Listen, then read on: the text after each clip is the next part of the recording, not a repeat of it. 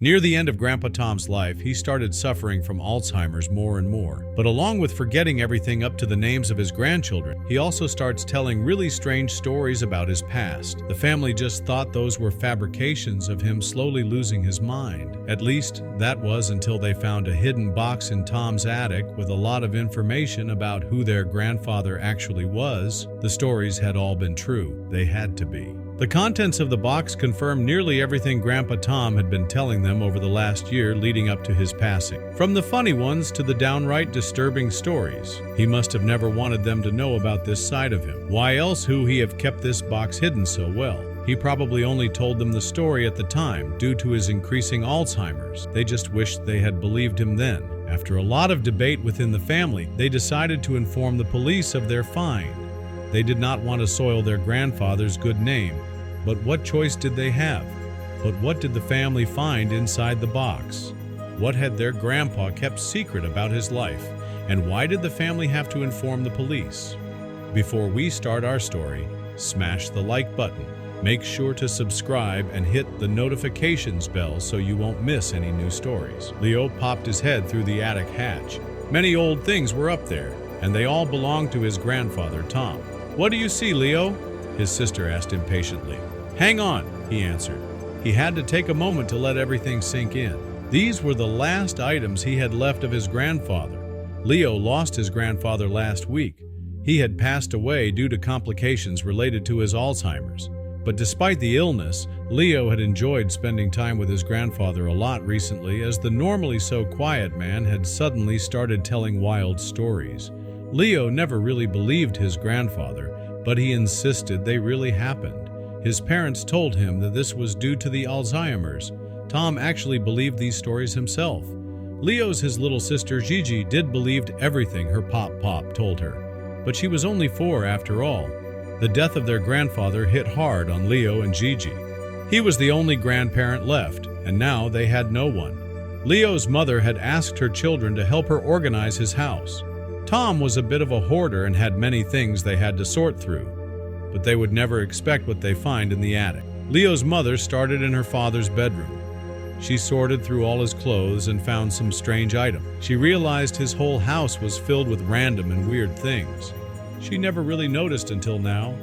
Her father had the most bizarre belongings, all mixed up together in his house. She decided to categorize everything, but soon found out that wasn't possible. The items were just too random. How could her father live like this? How did he stay sane in this house? But Leo had already figured everything out. He always knew his grandfather collected strange items and started to pay attention during visits. His grandfather had a system in his house. It was a difficult one, too difficult for Leo to figure out. But he got onto a few things. His grandfather had every item in a particular place.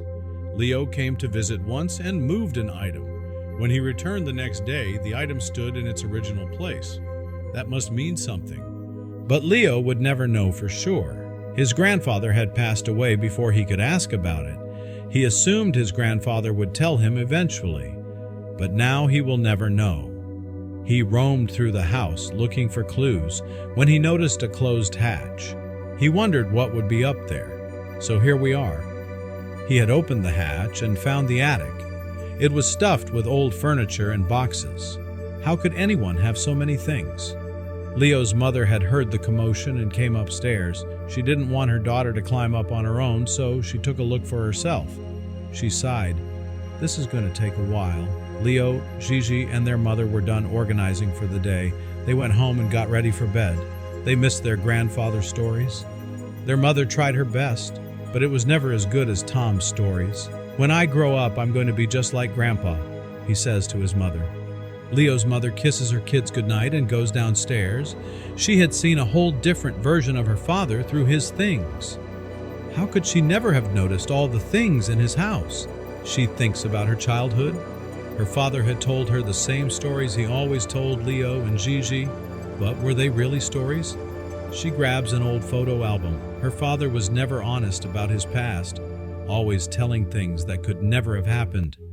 However, the thought of his stories not being exaggerated and it all being true started to spook through her head more and more. She always wished her father would tell the truth. She felt like she didn't even really know her own father. And now, it was too late. She couldn't shake this feeling off her and decided to pick the family book up again to look through the pictures and memories they had made through the years. Tears roll down her cheeks as she flips through the pages. All these happy memories, all the trips they made, all the sweet summer mornings looking over the lake and not having to worry about anything. But were these memories even real? Was her father even real? She wakes up the next day, still lying on the couch. Leo and Gigi had already come downstairs. They had made breakfast for themselves and were eager to return to their grandfather's house. The house seemed to hold a mystery, and the kids were keen to explore it. Maybe they would find something about Grandpa's past. Leo's mother gave the key to her son. "You guys go ahead," she said. "But be care." She couldn't finish her sentence. Leo and Gigi had already run out the door. At this moment, her words meant nothing to Leo and Gigi. They were way too excited to go explore some more. Leo opened the door and went straight to the attic.